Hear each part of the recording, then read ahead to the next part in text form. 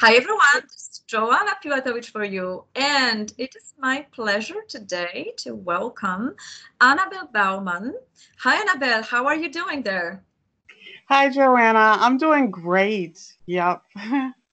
You have some interesting things to say to us today, so let me introduce you to our listeners very in a nutshell, because you do so many things and they are all related. So Annabelle is a writer, blogger, um, stand-up comedian, yes, and she is communication coach. She will tell us today more how to get your message in a clear, strategic, precise ways in a small talk, also for people that are non-English native speakers.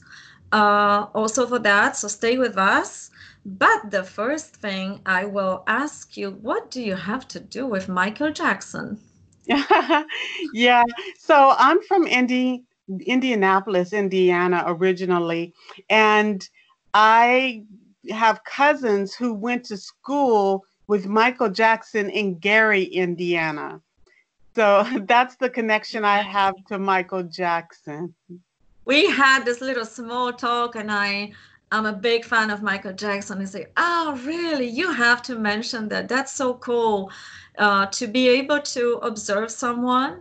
Maybe your cousins, maybe you know, but you maybe heard some stories, yeah, about people that are in our history. Yeah. Yeah, because you have to start somewhere, and the family started out, you know, dirt poor. With the 8 or 11 kids that they had, so it was an interesting story for me, and about the only thing that I know that comes out of Indiana, besides, of course, the Indianapolis 500, which is a huge auto race. That's very famous in the U.S. Yes. But for some reasons, you end up in Heidelberg. Yeah, that's another story. I was in Heidelberg in the National Guard when I was at University in New Mexico. So we came to Germany to do some exercises in Heidelberg, outside of Heidelberg, and I fell in love and knew I would be coming back. And ironically, I was in a jazz club at happy hour, and my husband to be was there, and he spoke German, and it was an instant connection. Famous last words. I said, "Ich spreche ein bisschen Deutsch," and that's been all I've been able to say since then. First, connection communication in different languages. So, what brought you? How do you connect the aspect of being a comedian, a writer, a communication coach? What is your biggest inspiration here? How you come up with linking all these? Maybe something in your life interesting happened there. Well, I think the breakthrough for me was I was in Germany and I was feeling a little depressed. I really didn't have a community, and I was African American, and so I didn't want to stand out, and I felt was feeling down about being so unnormal, being an outsider. And then one day I was going through my Pinterest feed, and I read a saying that said, "Why are you trying to fit in when you were born to stand out?" And Joanna, that did it for me. I have chills when I hear that. Yes. I had a click too. It's like, why? So I joined a speaking group called Toastmasters and Yeah. started doing speeches. And I was really good with humorous speeches. Mm-hmm. And so I decided that that was something that really spoke to my core. And I left Toastmasters because they started a new program, but I wanted to keep speaking. I had something to say, I felt, and I wanted to be a motivational speaker, but also a comedian So I've tried to marry those two and be what I call a motivational humorist, where I try to empower people with humor. And I've been a English trainer in Heidelberg for 15 years. And Mhm. I realized people learn English, but communication is hard, Joanna. It's not easy to communicate, even when you speak the same language. So Yes. that became a passion for me too, to help and empower non native English speakers in communication. You can speak the language, but still have trouble getting your point across, still have trouble understanding body language, understanding why the person seems to not be engaged, and to be able to fix those things with strategic communication. So that's where my passion lies, is in strategic communication. Did you write a book about it already? Well, my book is called Gurrl, You Ain't Crazy. And I got the motivation for that and inspiration from that from a motivational humorist called Kyle Cease. And so the book is about being a woman and just owning your story. Can you tell us a little bit more? What did you write? Just a teaser of that book. Sounds already interesting. Oh, thank you. It's sort of autobiographical, but autobiographical, excuse me. But I also try to not just be stuck in my own story, but say, if you need help with this, if you can't find your voice, if you're not being your own best friend, then you need to befriend yourself first, because a lot of times people make themselves the enemy. And so you're fighting this enemy within, which makes life twice as hard. So if you can decide, talk to that person inside and say, okay, you and we need to come to a truce. I want to love you. I want to embrace you. I want to help you to succeed. And so I say, make that person inside you your CEO, your assistant.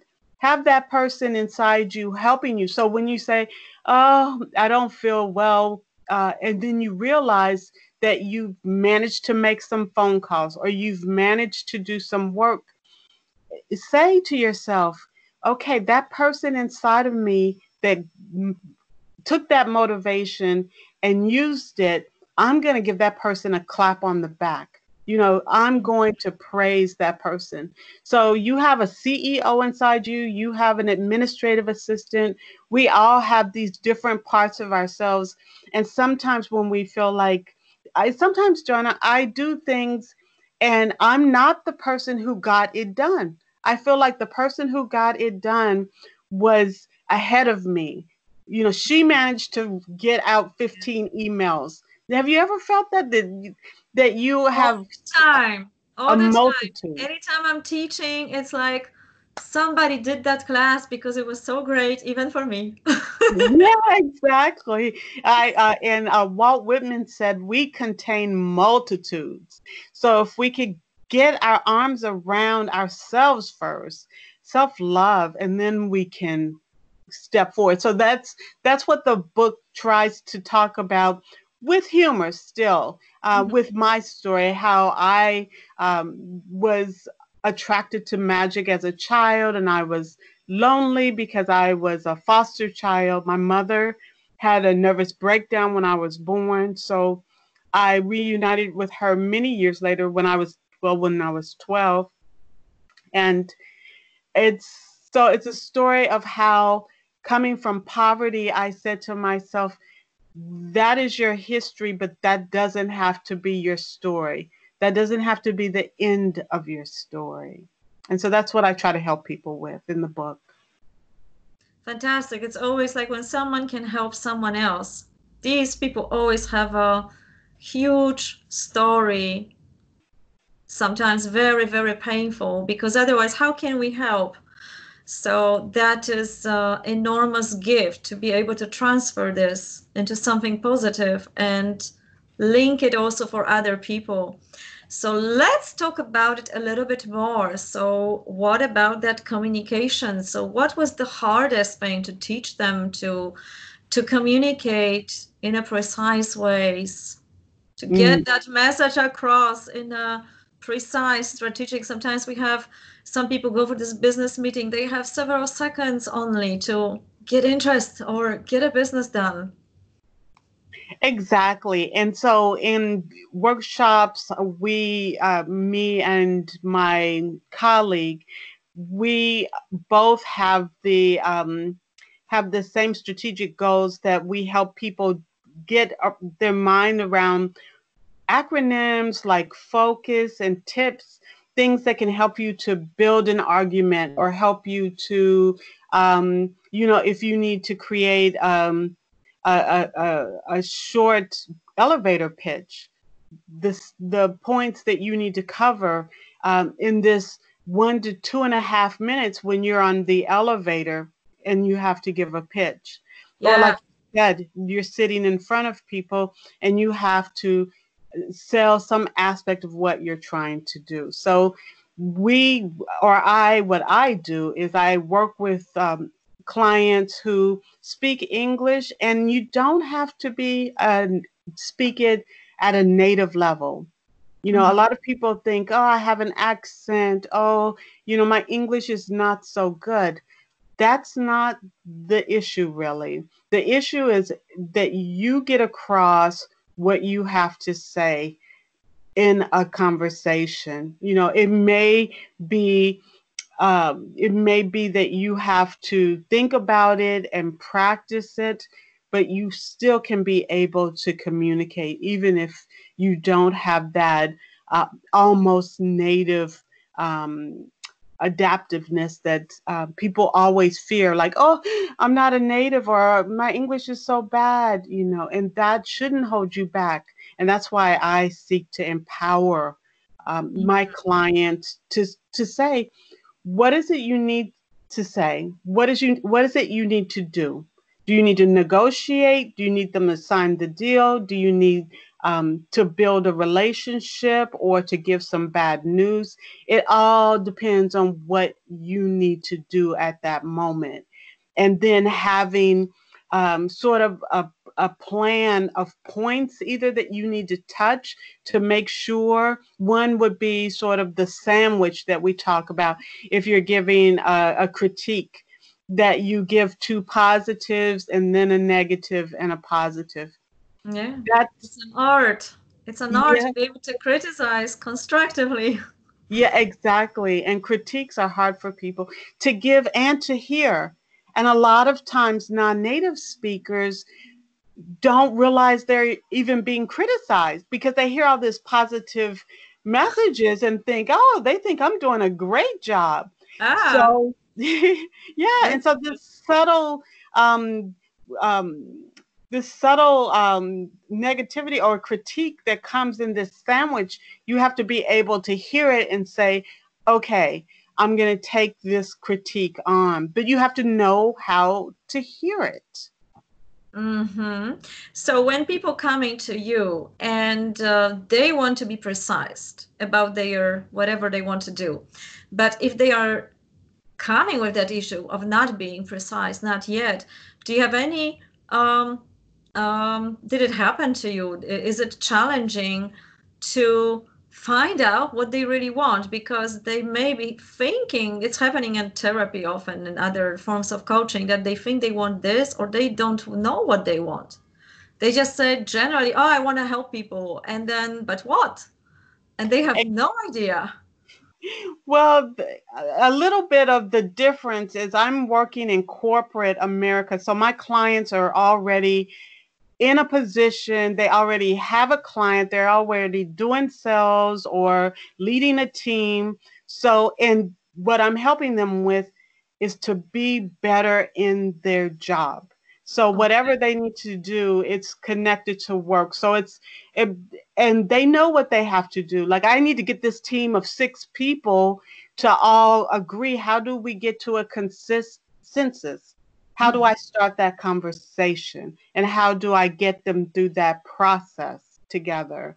And of course, they can do it brilliantly in German, Italian, French, in their language. It's just that they haven't sometimes learned the tools in English yet because we teach English and usually we teach the different words that you need, but but you have to go to another level to get negotiation skills. You have to go to another level to get small talk skills and to get um, English for finance if you need that.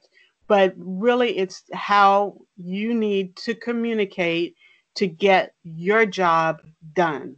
Mm-hmm. We are not going to cover all the subject because I can think right now of many. But so it's very important that we also clarify that what you're doing is already precise goal, what people have. They need to know what they want because even if they do know what they want, they still may have they may have experienced these difficulties in how to communicate, how to get that message across.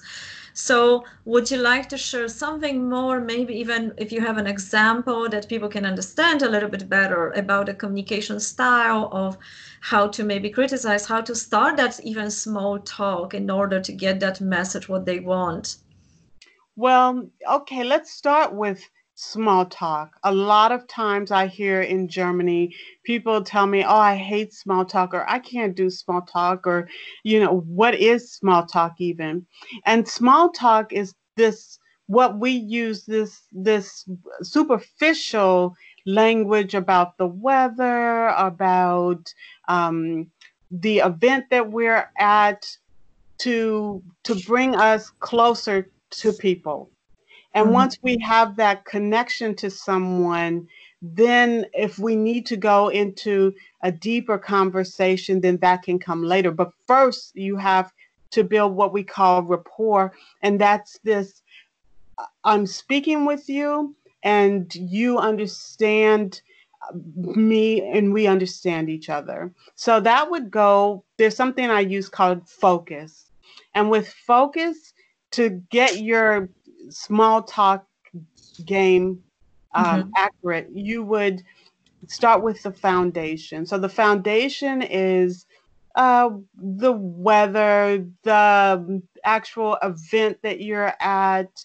And this is to just build the groundwork when you meet someone and you say, hi, I'm Annabelle. How are you liking this event this afternoon? So you're starting with the foundation of what you share at this moment. What do you think about this weather? And then O would be an offering. You can make an offering. Can I get you a chair? Can I get you a juice? And this offering breaks the ice also. And it builds trust because that's what rapport building is. It's to get people into a connection with you. C is to have some commonality, to look for commonality. Oh, you're from Heidelberg also. You also work for KMP or any sort of things that you have together that you can talk about. So you're looking for these commonalities, and this can be sort of a mystery that you're trying to solve with this person. What do we have in common? You, for focus, you would be something unusual. You can wear unusual earrings or a jacket or something to have something to start a conversation with, or you see that in another person. You could also think of some unusual story that happened to you that you could share with them. And then S in focus is sort of scholastic, think sort of school topics. And this is TED Talks, documentaries, anything that you've read or seen that's not political, but That's interesting. not religious, not political. Exactly. But interesting that you can say, oh, I saw a documentary last week about, I don't know, the migration of whales, and they're saying that whales won't be back or dying out. And what do you think about that? Or have you thought about this? Have you thought about what it would be like if we didn't get the planet back in balance. So, and you can ask. The other thing is if the person says no, I haven't thought about it, that you leave that topic and then you try again with something else. But Mhm. you can also start with a statement that helps so that you're not just interrogating a person. So you say, I have since this quarantine I have learned how to play the Navajo flute. I did that for myself. And so then the other person has something now that they can talk to you about. Oh, really? You play the flute? Was that easy to learn? So you give them something that they can also react to, as well as keeping the conversation going. And it's a give and take, and that's called the focus technique. And I tell it to my clients so that when they go into situations that they don't feel like they're just not knowing what to say or how to bring the conversation to a round and include other people and feel confident in their English and the fact that they have a structure they can follow to help. Mm-hmm. That's absolutely great. Let's say people are good in small talks, but they have a task from their work that they have to sell, whatever they have to sell. I don't know, items or products or resources, or make a deal about something, or building up a team. So is it possibility, how do you connect and lead that small talks into something bigger? Or let's say, in this particular elevator you are going to meet that important person, and you will have only those several seconds maybe for your little talk, so you don't want to spend the whole time on little talk, right?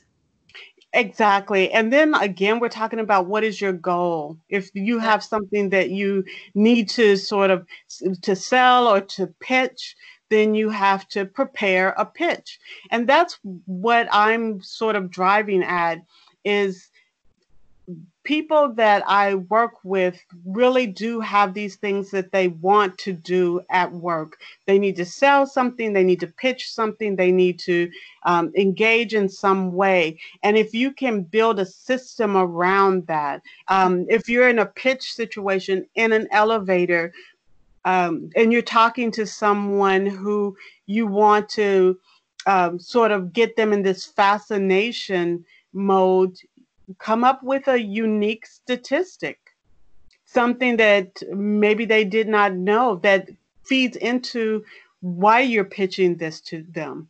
What is the point? What are you trying to attain or achieve?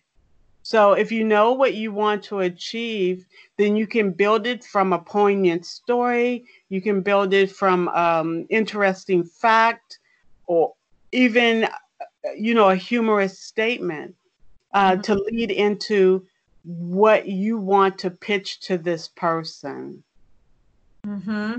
I think this one is very hard to talk about in a context of being general. If you have a specific example, probably, then there are more ideas coming, because it all depends what people want to pitch. Um, let's say they have packages to sell about, I don't know, insurance, traveling, whatever, there Mm-hmm. are a lot of sort of agents that are under pressure in the corporation. um, so they need to find a certain interesting facts about their work, and they need to say it some sort of a way. um, Am I following you here?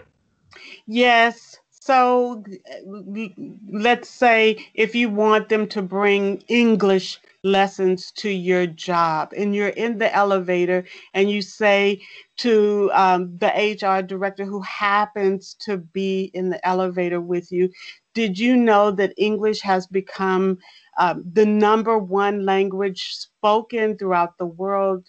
Did, did you know that there are now more non-native English speakers than actual native English speakers?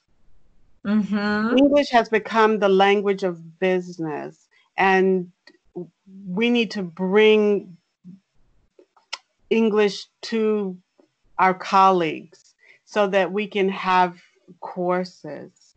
I mean, it's something like this. If you have something that you want to achieve in a, like I said, 1 to 2.5 minute pitch in the elevator. Maybe you can't sell it there, but you can at Yeah. least get them on board with the Yeah, idea. you can plan something.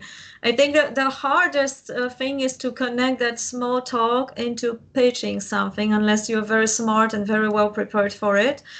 It probably gets easier if you pick the interest of that person and this person asks you a question. Then you have another 10 seconds. Exactly. You hope that's what you hope, that they ask you questions, that you've hooked them and they're interested. And you're right. I'm not saying just to. We're talking about two different types of situations. Definitely, when you get in that elevator and you're making that pitch, then you're saying you're not creating the same sort of long small talk that you would do if you were at lunch with your colleagues from Canada and the Czech Republic. That's a different situation. If you're in the elevator, then yes, you have to be concise. You have to start with knowing this person, and then of course, hello, Diana. It's nice to see you.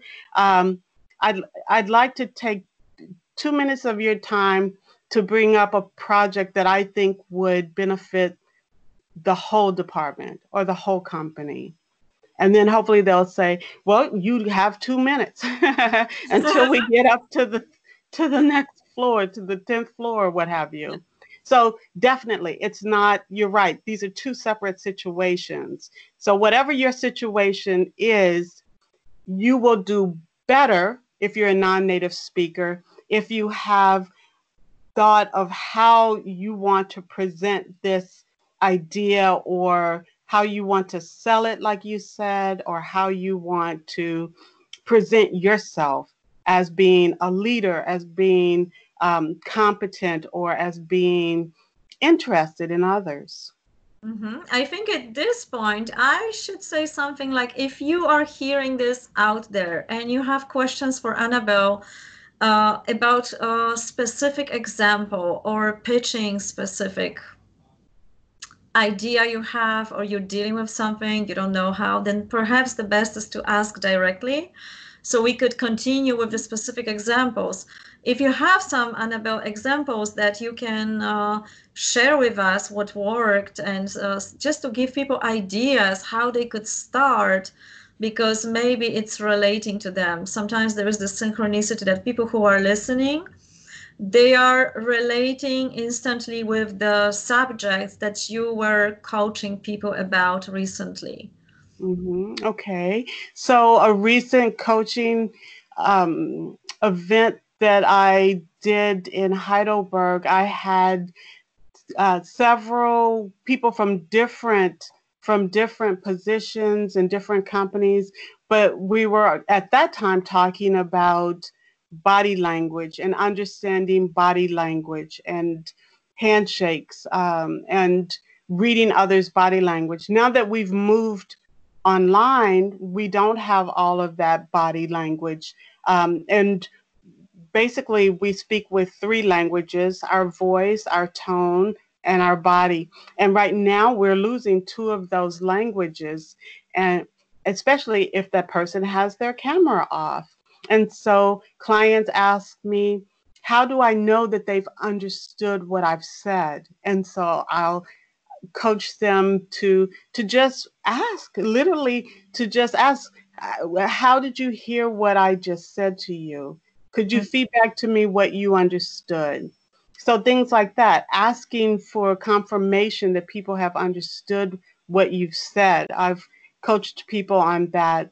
I have a client whose English, he learned it later in life, and so it's kind of rough around the edges. But he is a production manager, and he has to speak with colleagues from the Czech Republic or from Russia in English. And so you have these cultural issues, you have the language issue, and I talked to him and I coach him still on how to approach the fact that these have been authoritarian regimes. These people have a different sort of approach to business, to management, and being able to co-create with these people and not dominate, which can be the case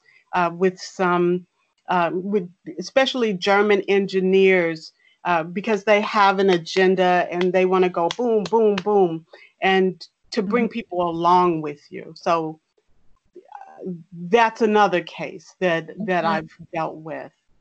Mm-hmm. And usually, like I said, that's what it is. It's this culture. You have, ironically, you have two people who are non-native speakers, and then they have to get through the culture, they have to get through the language, they have to get through what it is they want to achieve in that communication. So it's very layered.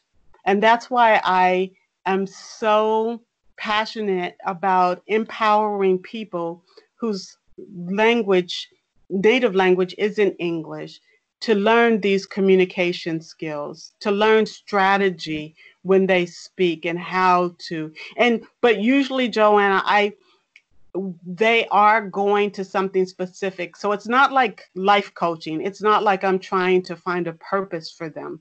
It's they come to me and they say, Annabelle, I'm going to start having meetings with the Italians next week. And how do I set up a meeting culture? How do I create, a list of rules, and how do I moderate this so that everyone participates? And then we talk about how they can do that, and the different cultures, and how to be open, to just try to stay open and don't let the language become a barrier.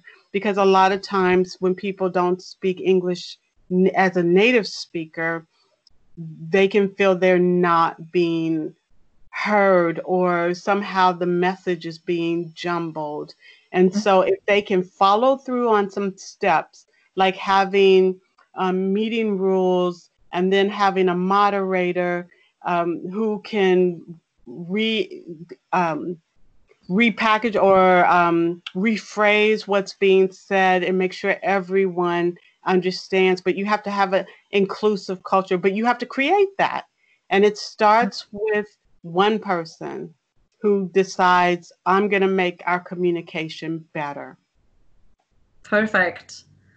So I'm going to give a feedback. Did I understand you properly? So you ask questions, you create the environment, and you have a moderator that rephrase everything what's being said, so everybody could feel the comfort that her message came across. Sounds simple. Yeah, it sounds simple. Communication. If communication was simple, it always sounds simple, right? And then there's those 10 questions you will get. What are the biggest problems people encounter with communication? How to get their message? It really is how to package it. Like you just said about the elevator pitch, that you wouldn't want to start with how was your vacation, and go on a long spiel. If you need this time, you would have to be a little bit more direct about the fact that you need this time to talk to them. So it's packaging what it is you need to do in a way that you can get it across to people. Communication, if communication was as easy as it sounded, we wouldn't have wars, we wouldn't have, you know, Yeah. divorce, we wouldn't have all sorts of problems if communication was easy. And then when you add another layer of being a non-native speaker to that, Yeah. then um, it really helps if you can think of what is my purpose here and how can I package this so that it can be understood.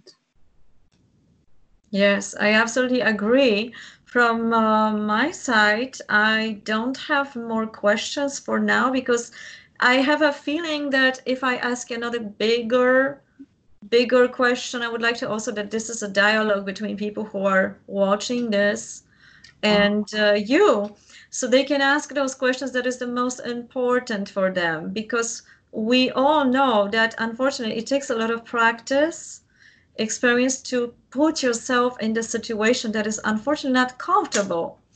And the small talk that we touched today, I think it's the most important starting point for many people, because they can get frustrated with, okay, I had a small talk, it went well, but I didn't get my message across. I hmm. had no time for that. And people spend the whole hours on the networking events, exchanging business cards. I think this is also another problem. Maybe you have an idea here, because this was what the one I was meeting very often. And people talk for hours. The business is, the meeting, networking event is over. You leave with 30 business cards. You make notes, who is who, what you're supposed to write to, but you spend time on very little, those small talks. It That felt flat. It felt flat for you. And if it felt flat for you, it probably felt flat for other people who are meeting you.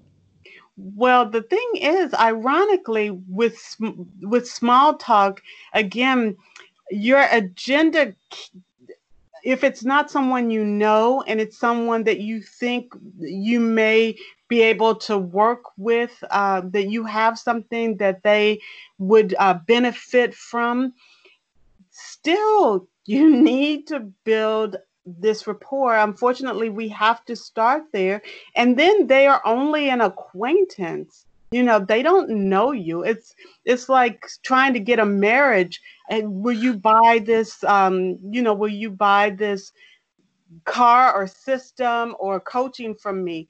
But you can't start there because it's like dating. You cannot start lean in for the Yeah. kiss at the first stage.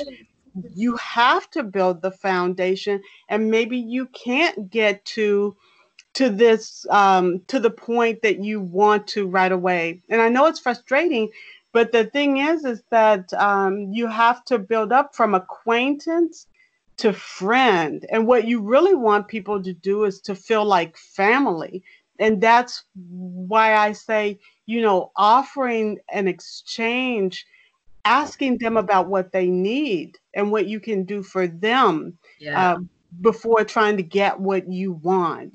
That should be uppermost in your mind. And these are we're building relationships.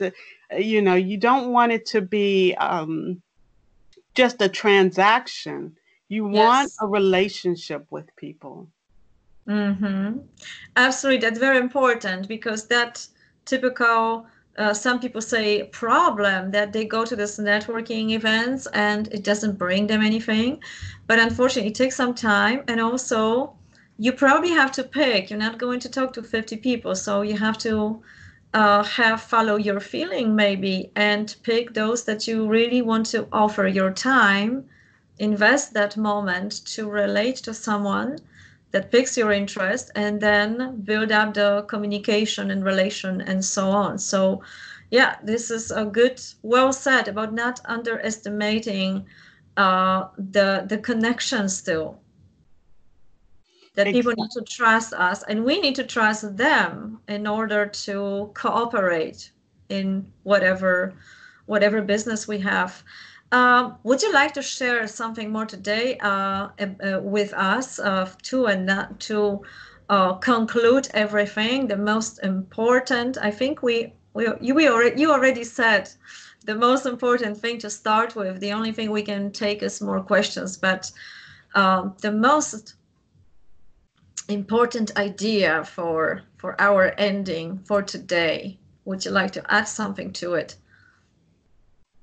Well, I would like to say that building communication is is hard in English, in any language. Building that connection is something that you have to work on.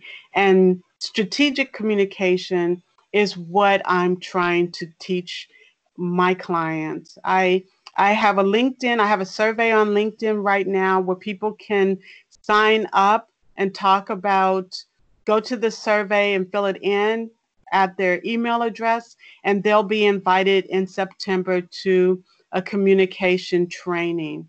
So I really would hope that we could get that to them, this this training Mm-hmm. I survey. will link, so for everyone who would like to learn more, of course, about Annabelle or even participate in the training or the program, I will link uh, every information about that under the video. I am very much looking forward for the questions, ideas you have, and asking questions, Annabelle. So maybe in the future we can also do part two, or you can also give your feedback about what you have learned with the communication. Maybe you already participated in her training in Heidelberg, and you would like to share your personal ideas and how it went and what did you learn and what was, you know, um, what you were able to use in your life. So this is it from for today. And Annabelle, thank you so much for sharing today. That was lovely. We finally met, and I am looking forward for more. That's one of my favorite topics, communication. Thank you. Thank you for having me, Joanna. It's been great. Me too. And we are both greeting everyone out there, and I'm wishing you inspiring day as always, and looking forward to hearing more from you. Bye bye, everyone.